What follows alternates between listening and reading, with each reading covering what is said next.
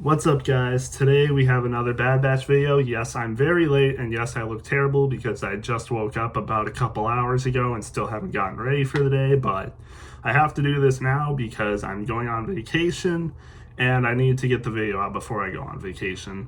So, Bad Batch Season 3, Episode 9, pretty good. We got to see Ventress return, of course, and it was nice. But something just doesn't feel the same about this. You know what I mean? I was thinking about it, and one of the biggest connections I came with was and funny enough, it reminded me of another Ventress episode in the Clone Wars. It's like, yeah, this episode was good and all, but if you compare this episode to a Ventress episode in the Clone Wars, it just does not hit the same, in my opinion. Maybe that's because I'm a biased Clone Wars fan, but it just doesn't feel the same, you know? If you think of Season 4, Episode 20 of the Clone Wars Bounty, when Asajj joins Boba Fett and the freaking Krait's Claw bounty hunter gang, oh my goodness, it's just amazing. Like, it's insanely good. If you haven't watched that episode, you need to just watch all the, like, Ventress-centered episodes from the Night Sisters arc onwards. And even then, there's still good episodes with Ventress in them, like Season 3, Episode 2, when they attack Camino. Ventress is a part of that, and I like her in that episode too. And again, it just doesn't feel the same. Like, this episode, again, was good and all, but it just doesn't feel the same. And I don't know why. I don't know why my opinions changed so much, because I feel like on paper, this season is better than last season, but for some reason, I just like last season better. I don't know what it is. Maybe I'm just growing up really fast and my opinions are changing of shows like this, but I don't know. It's different. Like, I still like this episode, but I think it could have been a lot better. Like, I thought it was going to be a lot better. I don't know. Well, it's not even like I thought that, because like even before this episode released, I knew Ventress was going to return in this episode, but I wasn't like really excited. Like I wasn't like, oh, this is going to be the best episode of all time. Ventress is returning. No, I was just like, oh yeah, Ventress is returning next episode. That's pretty cool.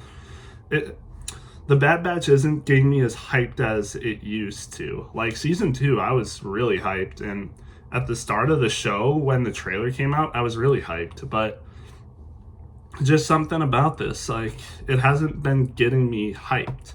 The only two episodes I would say that truly did that was, episode 5 and 6 or something, or was it 6 and 7, with Rex and Wolf? Those were the only episodes that really got me hyped, and maybe it's because I just like the clones from the Clone Wars. It's like, I don't know, but again, I'll get to the episode. So Ventress obviously returns because she knows Omega and stuff. And she ends up like training her to see if she has a high M count. And thank God they finally said midichlorians. Asajj Ventress finally said midichlorians in this show, because they were freaking cowards not to say it. But finally they did say it, because that's what it is. It's not, ooh, M count, what's M count? Ooh, M count. No, it's midichlorians. So thank you for actually saying it this time. But I'm already so critical. I don't know why. I think I'm just a little let down from this season so far. So it's not like I'm all happy-go-lucky. And it's weird, because normally I'm more hyped about stuff than Star Wars Theory normally is, but he gives this episode like a near 10 out of 10, and it's like, what? And I'm just like, what? Like, you think that episode was really that good? Because I don't. I think it's like a B+ episode. It's a B+ episode, like an 8.3 out of 10. It's like, it's not an S tier episode. I don't know what you're seeing. I mean, it's cool that Ventress returned and all. She's like one of the better female force sensitive characters for sure. But and I did like her in this episode for sure as well. Like, I do like Asajj Ventress, but it just didn't feel the same seeing her in this show as compared to seeing her in the Clone Wars. And I'm assuming we're going to see her again in this show. And according to Jennifer Corbett, apparently they're making another show, I think. Either, I don't know, she was pretty broad on the statement, but apparently they're gonna be making another show that explores more of Ventress's backstory about what happened to her with Dark Disciple and stuff like that. So I'm interested to see what they're doing with that. I hope they can explain what all went down and why and where she is the way she is now. Like, it seems like she's a lot different. Like, I don't know if she's still in contact with Quinlan Voss, but something tells me after she was risen back from the dead, she stayed on Dathomir for a long time and, like, missed the Order 66 stuff and all that. And she only just came out of hiding recently, I feel like. That's what it seems like to me. It seems like she was kind of in hiding for, like, a year or two or something like that. But that's what I think. I don't know. But again, she starts training Omega. Bad Batch obviously suspicious of her. She continues training. It reminds me a lot of course. I don't know why. I mean, it reminds me, the beginning training stuff reminds me of Omega, or not Omega. It reminds me of Rey and Luke in The Last Jedi. But of course, I don't know if they were nodding to that at all. And the same can be said later when it really feels like the Empire Strikes Back with Yoda and Luke, where Omega is like trying to reach out to the Force with nature and stuff. And she's like, I can't do this. Why am I even listening to you? What makes you, how do I know you even can do this? And then, of course, Asajj stops teaching and is like, and actually shows her what can be done. It's like, yeah, you're learning from me. I can do this stuff. It's not a bunch of hocus pocus. You can do this. It's kind of similar when she reaches out with the Force and touches all the bioluminescent fish or whatever, and it reminds me of Yoda lifting up the X-Wing. So I guess that was pretty cool. Again, I don't know if that was really intentional though. It's like, where the creators were like, this is kind of like when Luke in Empire Strikes Back, and at the same time, I don't know if the beginning stuff is like, this is like Rey and Luke with The Last Jedi. I don't know, but I wouldn't be surprised because they really love connecting to the sequels as of late. Maybe that's why I'm a little bit on edge. I don't know. I'm getting to the point where it's like, yeah, they're doing sequel stuff, and they're going to be doing more sequel stuff in the future. So I don't know if that really kills the mood for me. I think they could really do things better despite there being sequel stuff in it, because even The Mandalorian in the earlier seasons, they still had sequel connections, and I still thought they were great, those seasons. So I don't know what the deal is with that. But also one thing, the fight choreography, so Crosshair, Wrecker, and Hunter, like, they figure out who Ventress was and how she was a certified war criminal, so they, like, are gonna fight against her, and it's like a whole martial arts combat scene, and it just looked, I mean, it was okay. I enjoyed it, but something about it, like, even when I was watching it for the first time, was just like, that looks kind of weird. It looks like it's like glitching. Like, if it looks like it's sped up. It looks like the fight choreography is like glitched out and sped up. It's still okay. I still liked it, but I couldn't get that thought out of my head where it looked like it was glitched up and sped up. It just looked weird to me. And it reminded me back to the Clone Wars again, where with an episode in Ventress, in the Night Sisters arc, when she's testing the Dathomirian males to see which one could be the secret apprentice to Dooku and end up turning on Dooku and helping Ventress defeat Dooku. It reminds me of when she's testing those Dathomirian males, and she obviously does a little martial arts combat against them.